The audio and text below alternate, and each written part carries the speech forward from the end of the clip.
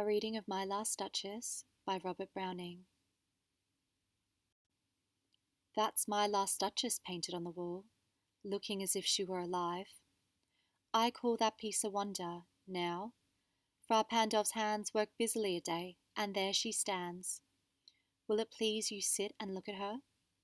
I said, Fra Pandolf, by design, for never read strangers like you that pictured countenance.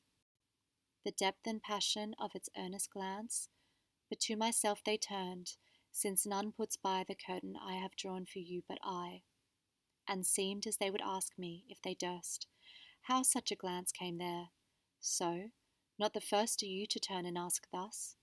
Sir, 'twas not her husband's presence only called that spot of joy into the Duchess's cheek. Perhaps Fra Pandolf chanced to say, her mantle laps over my lady's wrist too much, or paint must never hope to reproduce the faint half-flush that dies along her throat. Such stuff was courtesy, she thought, and cause enough of calling up that spot of joy. She had a heart, how shall I say, too soon made glad, too easily impressed. She liked whatever she looked on, and her looks went everywhere. Sir, 'twas all one, my favour at her breast, the dropping of the daylight in the west, the bough of cherry some officious fool broke in the orchard for her, the white mule she rode with round the terrace, all and each would draw from her alike the approving speech, or blush at least. She thanked men, good, but thanked somehow, I know not how, as if she ranked my gift of a 900-years-old name with anybody's gift. Who'd stoop to blame this sort of trifling? Even had you skill, in speech which I have not, to make your will quite clear to such an one and say, just this or that in you disgusts me. Here you miss, or there exceed the mark.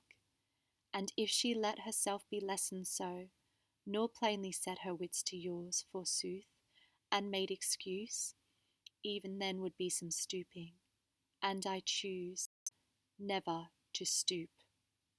Oh, sir, she smiled no doubt, whenever I passed, but who passed without much the same smile? This grew. I gave commands, then all smiles stopped together. There she stands, as if alive. Will it please you rise?